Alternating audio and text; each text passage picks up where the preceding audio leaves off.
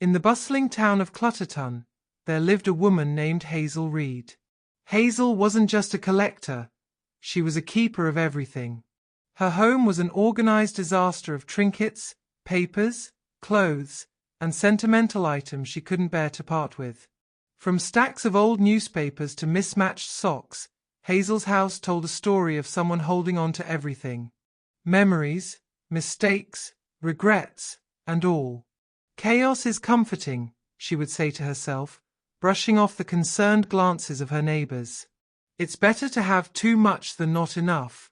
One day, a knock at her door disrupted her usual routine. Hazel opened it to find a peculiar man standing there, holding a large, empty box. "Hello," he said cheerfully. "I'm Felix the Chaos Collector, and I think you need my services." Hazel blinked. "Chaos Collector? Yes. I specialize in helping people let go of what no longer serves them. Physical clutter, emotional clutter, you name it." He tapped the box. "May I come in?" Hazel hesitated. Letting someone into her chaotic world felt like opening a floodgate she wasn't sure she could close. But something about Felix's kind eyes made her nod. As he stepped inside, Felix took a deep breath. "Ah, yes. This is prime chaos. You've been holding on to a lot, haven't you?" Hazel crossed her arms. "I don't see the problem. It's all important. Is it?" Felix asked gently. He picked up an old, dusty photo frame from the shelf. "Tell me about this." Hazel's eyes softened. "That's my grandmother's photo. She raised me after my parents passed. I can't let it go." Felix nodded. "Of course not. But what about these?" He gestured to a pile of old receipts. Hazel shifted uncomfortably. "I don't know. What if I need them?" Felix smiled. "Ah, the what-ifs. They're tricky little things, aren't they? But holding on to everything because of what if is like carrying an umbrella on a sunny day just in case it rains. It weighs you down." Hazel sighed. "I guess I do feel heavy." Felix set down the box. "Let's play a game. For every item you let go of, tell me something you want to let go of emotionally."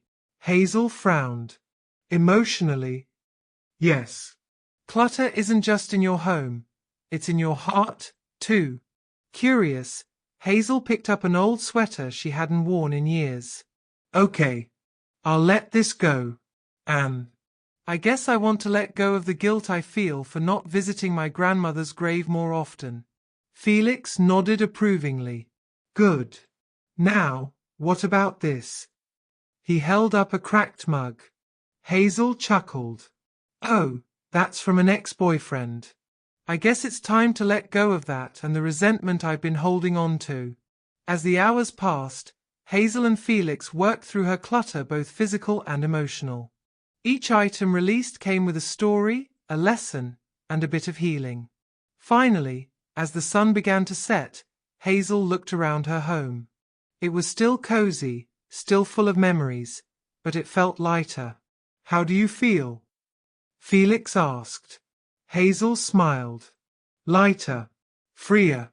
Felix handed her the now full box. "Here's what you've let go of today. Remember, letting go isn't about losing. It's about making space for something new." Hazel looked at the box thoughtfully. "Thank you, Felix. I think I've been carrying more than I realized." As Felix turned to leave, he tipped his hat. "Remember, chaos has a way of creeping back in. But now you know the secret. You get to choose what stays and what goes." With that, he vanished down the street, leaving Hazel standing in her doorway, feeling lighter than she had in years.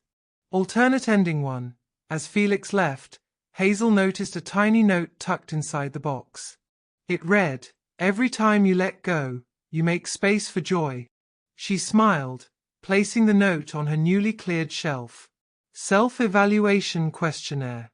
Do you find yourself holding on to things, physical or emotional, that no longer serve you? Why do you think that is? What emotional clutter have you been carrying that might be weighing you down? Have you ever felt a sense of freedom after letting something go? What was it? If someone like Felix visited your life, what would you want to let go of first? How can you start creating space physically or emotionally for new opportunities and experiences? Take a moment to reflect. Are you ready to make space for joy? Contact RuthJoAvery, Grow and Thrive Coaching to get the direction and encouragement you'll need to declutter your thought process and your home.